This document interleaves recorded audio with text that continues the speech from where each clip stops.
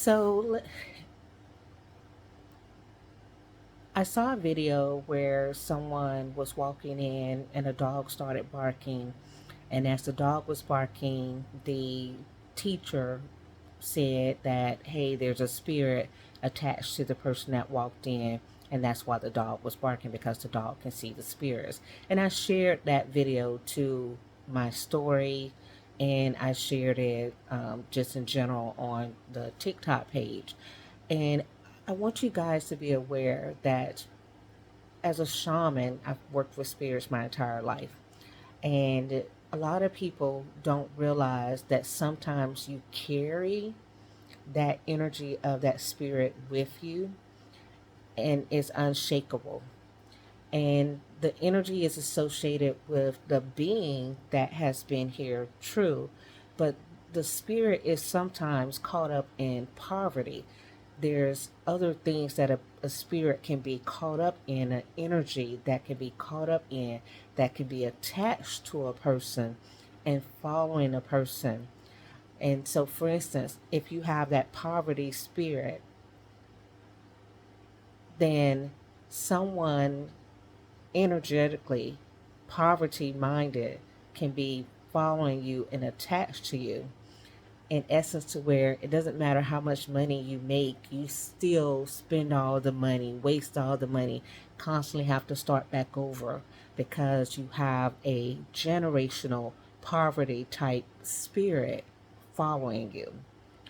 There's also spirits that follow you that are angry and grieved, and sometimes you may have ended a relationship with a person and it didn't end on a good note. Until you make peace with that spirit, that energy is following you, right?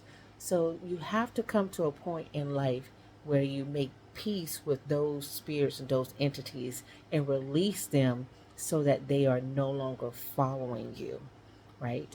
And that is, in essence, a part of what is meant when you say breaking generational curses.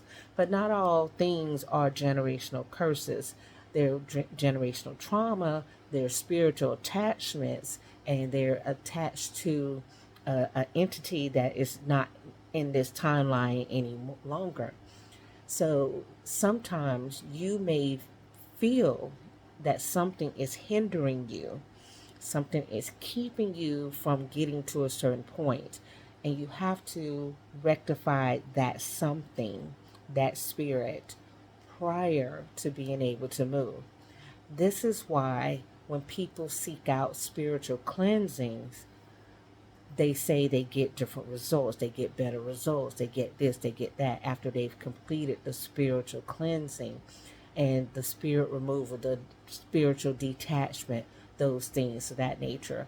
So, a lot of people who go and realize that they need to go seek out a shaman, this is what they're seeking out. Sometimes they think they're just seeking out an answer because they miss somebody, but often it is, what I've discovered is that it is because there's something off in their life and they're really trying to correct it, and they are led to go to that place of cleansing, healing, recovery, because they know if they remove that spirit or break the tie with the spirit, and sometimes you got to make ties with spirits, but if they break that tie with the spirit, that their life will be better.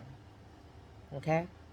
So I hope this helps you guys to understand the energetic thing that's happening in the spirit world and the attachments that are formed, and the fact that they can impact your life years to come, generational cycles to come. So if you break the attachment, your life opens up.